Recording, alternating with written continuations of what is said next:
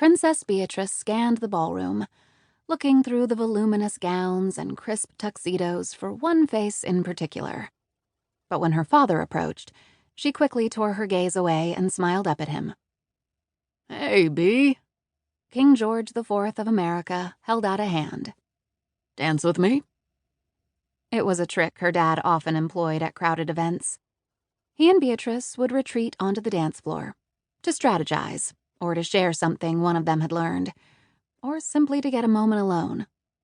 Often this was the only way that King George could actually talk with his oldest daughter and heir. The moment he and Beatrice stepped off the dance floor, people would swarm toward them, jostling eagerly for the king's attention, drowning him in a swirl of requests. Everyone always wanted something from the king. They wanted him to give a commencement address, or be an honorary co-host of their charity gala, or help their family member get an internship in Congress. They wanted a photo, or a promise, or simply the second-hand glamour of standing in his orbit. At events like this, King George and Queen Adelaide, and tonight, Beatrice and her French counterpart, the Princess Louise, were the zoo animals that people had bought tickets to see. And since this event had cost $10,000 a table, the guests were clearly determined to get their money's worth. "It's such a hassle hosting foreign royalty, isn't it?" King George said softly. "I'm glad it's the Madisons this time, and not us."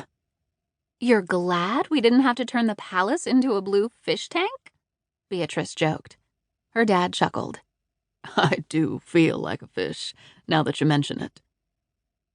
The ballroom at Montpelier, the Madison family's country estate, had been transformed for tonight's charity event, which celebrated the new collaboration between the National Portrait Gallery and the Louvre. The theme was Soirée Bleue, which, as far as Beatrice could tell, had nothing to do with either museum.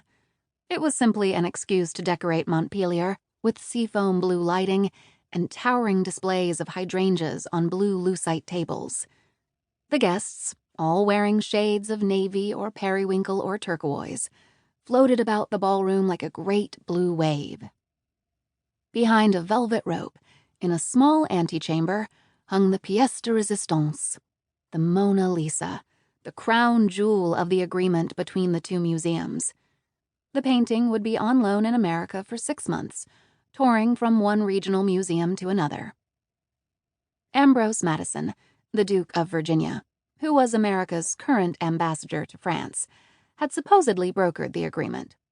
He and his family were back from Paris for the weekend to toast this historic moment. Or really, to soak up praise. "Have you heard from Sean?" Beatrice asked her father as they made a slow circle of the dance floor. Sean, their family's head of security, was the only responsible adult at Washington Palace right now.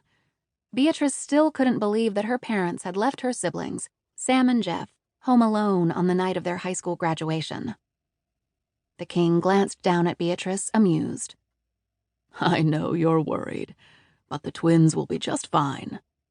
"You told them they could throw a party." "We both know they've done it before when they were the only ones in the palace." A strangely wistful note entered her dad's voice as he added, "Let them have their fun now, while they can." Beatrice tried to hide her resentment. It must be nice to be Sam and Jeff, to have all the perks of being a Washington, but none of the responsibilities. Across the ballroom, the Duke of Virginia's son, James, caught Beatrice's gaze and smiled lasciviously. Beatrice quickly looked away, pretending not to see.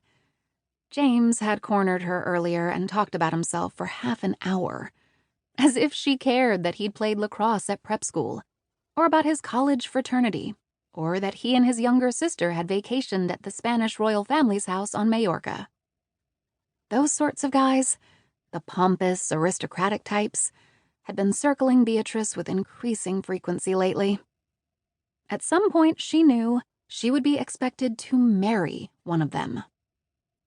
But that was a far-off problem, and one that didn't bear thinking about right now.